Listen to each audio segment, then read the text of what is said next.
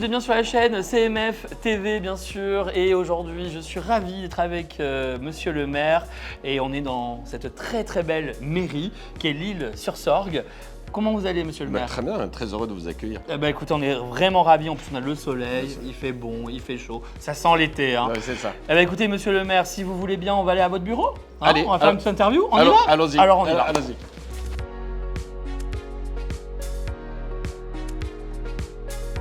Alors, monsieur le maire, donc pouvez-vous, pour ceux qui ne connaissent pas votre jolie commune, parce que CMF TV, Ouais. c'est national, hein, c'est dans toute la France, pouvez-vous nous présenter un petit peu votre commune? Alors, ville de l'Isle-sur-la-Sorgue, une ville de 20 000 habitants, 21 000 habitants. Dans le Vaucluse, on est à 20 km à l'est d'Avignon. Hein, on est une centaine de kilomètres au nord de Marseille. Ville avec une assez forte notoriété hein, qui est liée à son cadre de vie, à sa rivière, à sa Sorgue, et puis aussi au monde de l'Antiquité, décoration brocante, qui depuis près de 60 ans attire beaucoup de monde à l'occasion des foires internationales de la brocante. D'accord. Quelle est justement sa spécificité de cette ville? Qu'est-ce qu'aujourd'hui, quand les personnes viennent en vacances, qu'est-ce qu'ils ont envie de visiter en premier selon vous, si on doit donner un petit classement, un petit top 3? Alors, ce n'est pas forcément un monument. En fait, ce que les gens recherchent ici et trouvent, c'est une qualité de vie. C'est un rythme apaisé. Ça tient à la rivière, cette rivière qui donne un calme. Et en fait, le long de ces canaux, de ces bras de la rivière, en fait, l'ensemble des commerces qui sont présents, vous verrez un centre-ville particulièrement actif avec beaucoup de commerçants et des commerçants indépendants. Donc les gens viennent pour cette quiétude, aller sur la Sorgue.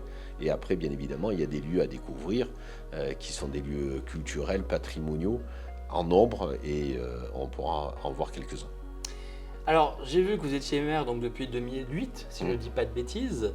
Maintenant, c'est avec vous que je veux parler. C'est vous, l'homme, avant d'être monsieur le maire, justement, et de cette très très belle commune. Pourquoi avez-vous voulu vous présenter dans cette très belle ville? Parce que j'imagine, on ne se lève pas un matin en disant « je veux devenir maire de ma commune ». Expliquez-moi un petit peu. Bon, il y a des événements marquants dans une vie, hein, des rencontres, des énergies aussi. Et j'étais vraiment en proximité avec un ancien maire de l'Isle-sur-Sorgue qui est décédé aujourd'hui, qui s'appelle Xavier Battini, et qui m'a profondément marqué et structuré. Et puis je vais dire l'amour du maillot, hein, comme tous les maires de France. On aime son territoire, on aime sa population, on aime la vie dans nos vies locales. Et donc, un jour, je me suis dit, Pierre, vas-y. Et j'y suis allé. Écoutez, en tout cas, félicitations. Et en tout cas, j'ai regardé un petit peu, je me suis permis de regarder sur Internet. Vous avez en tout cas de très bons retours, de très bons avis. Vos habitants, ils vous aiment beaucoup, vraiment. Ça se voit. Et voilà, moi, ce que je regardais quand même avant de venir vous voir, voilà, on découvre nos maires, on fait toute la France. Et franchement, vous êtes très proche de vos habitants, vraiment. Donc, s'ils le disent. Bon, je ne vous poserai pas la question, ça serait déplacé de ma part, de savoir est-ce que l'année prochaine vous représentez, mais est-ce que vous avez déjà pris une décision ou pas? La décision, elle est prise, bon, l'envie est grande. Bon, très bien, merci de m'avoir répondu indirectement. Alors, justement, donc, vous avez bien sûr cette très belle casquette en tant que maire, mais pas seulement. Vous êtes aussi le président du Vaucluse qui représente les maires. Pouvez-vous un petit peu, comment se comportent aujourd'hui les maires, si on peut dire, de ce canton qu'est-ce qui va et qu'est-ce qui ne va pas en général, si on peut dire ça en quelques minutes? Alors, les maires sur un département comme le Vaucluse, 151 communes, il y a une grande diversité. Hein. On a bien sûr une ville référente, préfecture, des sous-préfectures, et puis on a aussi un monde rural important avec des communes dans la ruralité. Donc, des problématiques qui sont partagées, puis des problèmes aussi différents selon la taille et la structure de la ville. Donc, ce que ressentent les élus aujourd'hui, c'est véritablement un choc dans les difficultés qu'ils peuvent rencontrer, qui sont de plus en plus nombreuses, des complexités des sujets, et quel est le manques sujet de qui moyens. revient assez souvent selon vous? Alors, le sujet qui revient, c'est un sujet qui est ce malaise de la société et en fait du lien humain. Il est de plus en plus difficile de générer en fait cette capacité de vivre ensemble. Et donc nous, on est de plus en plus exposés. On a parlé des violences vis-à-vis des élus, même si elles sont relatives, mais c'est de donner du sens à la vie en commun. C'est d'arriver à amener nos populations dans ce contrat social qu'on doit avoir pour vivre bien ensemble. Et on sent cette société qui est tendue, qui communique plus ou pas assez. Combien de fois on est interpellé, appelé par des personnes qui parlent même plus à leurs voisins pour un problème de voisinage. Et quand on leur dit, mais est-ce que vous avez déjà évoqué le problème avec votre voisin? Non, c'est pas possible. Mais commencez par là déjà. C'est aussi, on sent cette tension liée à de l'agressivité. Il y a aussi des problèmes de sécurité, on le sait. Voilà, et on ressent un besoin qui est un besoin aussi fort, c'est de remettre des choses simples, arrêter dans une législation qui est partie dans des détails où l'application de ce droit est difficile, parce que les gens veulent, c'est du sens, c'est de la sécurité. Ce qu'ils veulent, c'est de vivre dans une société apaisée. Pour revenir justement avec votre casquette de maire, quelle est votre fierté depuis 2008, des projets que vous avez pu mener de front? Est-ce qu'il y a certains projets qu'on peut citer aujourd'hui sur la chaîne qui vous a tenu à cœur et que vous avez réussi à bâtir ce projet? Alors en 2008, lorsque mon équipe est élue, on fait un constat, je fais ce constat que la ville de l'Isle-sur-la-Sorgue est une ville qualitative, belle, etc. Mais il y a un élément qui n'est pas suffisamment valorisé, qui n'est pas identifié, c'est la qualité de son patrimoine en centre-ville.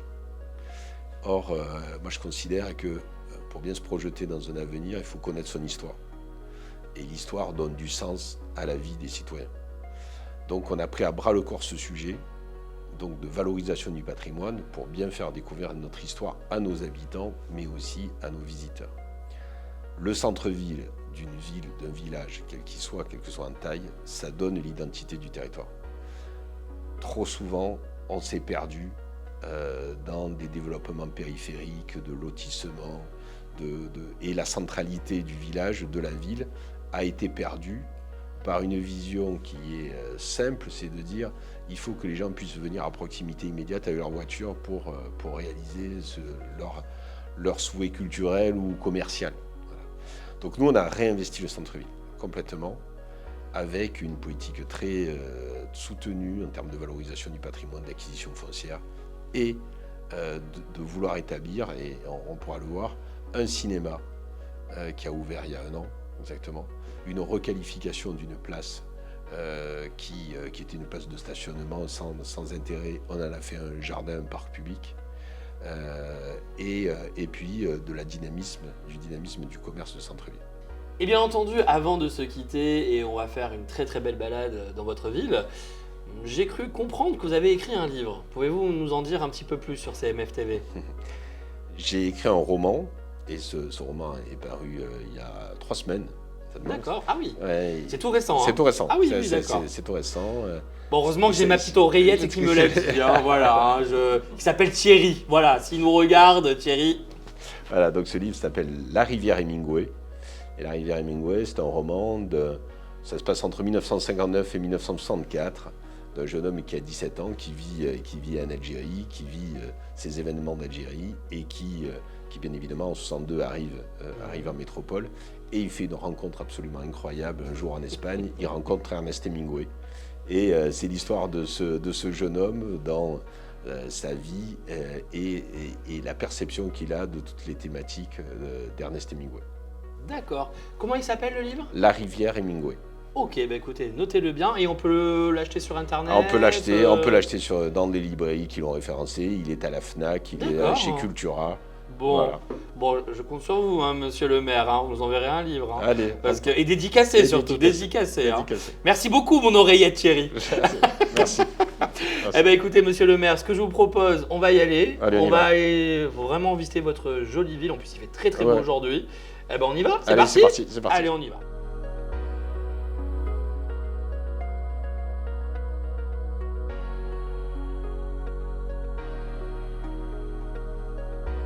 bien écoutez, on se retrouve ici dans la boutique de Gérard Granoux, une boutique qui est connue de toutes et tous. On voit en passant l'ensemble de présentations extérieures d'antiquités, brocantes, décorations. Voilà, c'est un lieu emblématique et dans lequel vous avez beaucoup de visiteurs qui viennent chiner et regarder ce qui est proposé. Alors pour tout vous dire, avant ce métier, j'avais une activité dans un autre domaine et j'ai vendu mes sociétés il y a 32 ans. Et j'étais jeune à l'époque et monsieur Albert Gassier, qui était un peu le patron des antiquaires, me dit viens à L'Isle-sur-Sorgue. Je ne voulais pas faire l'antiquité proprement dit, alors qu'est-ce que j'ai fait? J'ai associé le neuf, l'ancien, la création et le côté bistrot qui me plaît. Voilà.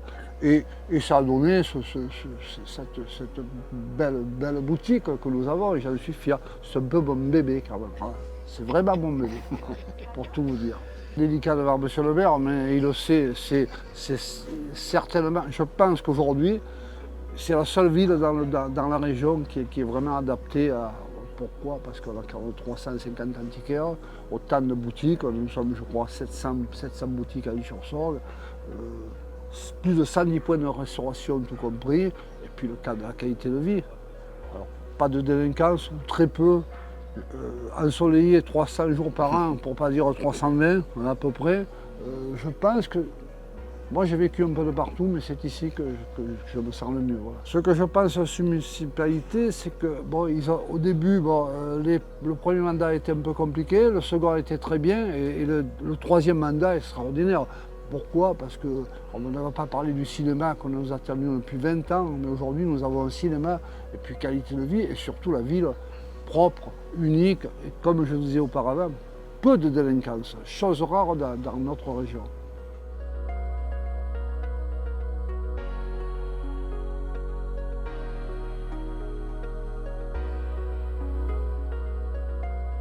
Alors bonjour, nous sommes avec Léa, la responsable du cinéma de L'Isle-sur-la-Sorgue, Ciné sur la Sorgue, et on est très heureux d'être avec vous ce matin. Merci, c'est un plaisir pour moi de vous accueillir. C'est un projet, monsieur le maire pourra confirmer, de longue haleine, si j'ose dire, pour la ville. C'est un cinéma qui a l'originalité d'être inscrit dans un patrimoine architectural absolument remarquable, d'une grande richesse, qui a été aussi, par rapport à ça, compliqué à construire parce qu'il a fallu prendre en compte justement tous ces éléments architecturaux particuliers du cœur de ville de L'Isle-sur-la-Sorgue. Voilà, c'est un lieu qui est ouvert depuis maintenant presque un an, qui fonctionne très bien, on a de très bons retours des gens, donc on met vraiment accès à savoir ce cinéma de proximité pour les habitants de L'Isle-sur-la-Sorgue. Voilà, c'est un cinéma dans lequel il fait bon vivre et pour lequel, en l'occurrence, nous, en tant que salariés, on a beaucoup de plaisir à travailler. Alors, combien de salles? On est sur 3 salles exactement. On a une grande salle au 2e étage qui a 181 fauteuils, sans compter les emplacements réservés aux fauteuils roulants. Une deuxième salle de 95 fauteuils et la dernière dans laquelle on se trouve, la plus petite, donc 77 places assises. Alors, au niveau de la programmation, on est assez éclectique. On retrouve bien entendu toute la programmation généraliste. Donc, on essaye en tout cas toutes les sorties nationales importantes. Bien sûr, comme on n'a que 3 salles, on n'aura pas forcément autant de richesse d'exploitation que dans les gros groupes, mais c'est pas un problème. Et on va retrouver une programmation un peu plus en marge, avec des films d'auteur, des documentaires, des rétrospectives sur certains réalisateurs qui nous tiennent à cœur. Et voilà, on essaye d'élargir un petit peu la programmation classique.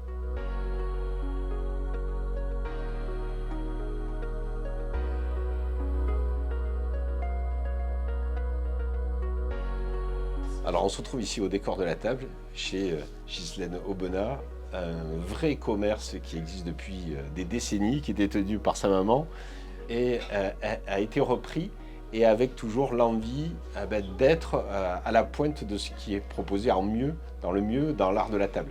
Et donc c'est un commerce qui est très dynamique, qui fonctionne en ce cœur de ville. Ma maman a acheté la boutique en 1976 et nous tenons vraiment à notre ville.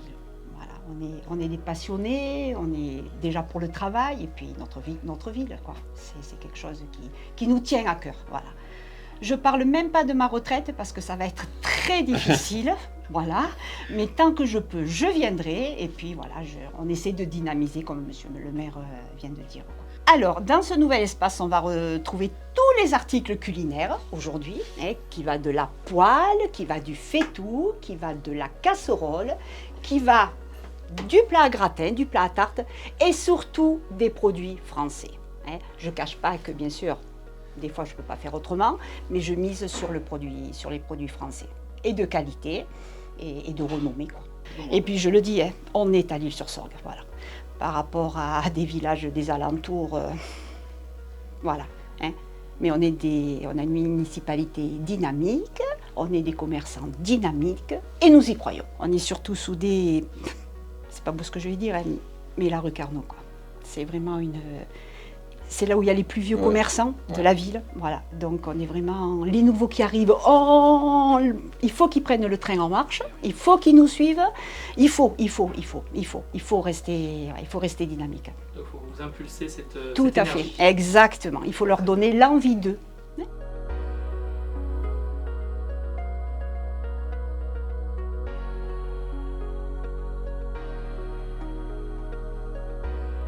Bah écoutez, monsieur le maire, merci beaucoup pour Merci à vous. franchement ce très beau reportage. Bah, cette chaîne de télévision a été créée pour les maires, pour les élus. Bah oui, maire, c'est pas qu'une personne qui prend des décisions. Maire, c'est aussi un passionné, c'est quelqu'un voilà, qui donne un peu sa vie et beaucoup de son temps, hein, si je peux me permettre, à sa commune. Bah écoutez, monsieur le maire, merci de nous avoir reçus. Merci. Je vous souhaite en tout cas beaucoup de courage pour la suite, mais ça, je ne me fais pas de soucis. Hein. Je pense que cette ville est entre vraiment de bonnes mains. Merci. Et je vous dis à très bientôt sur À très CML TV. bientôt. À Merci. bientôt. Au revoir. Merci à vous, monsieur le maire. Au revoir.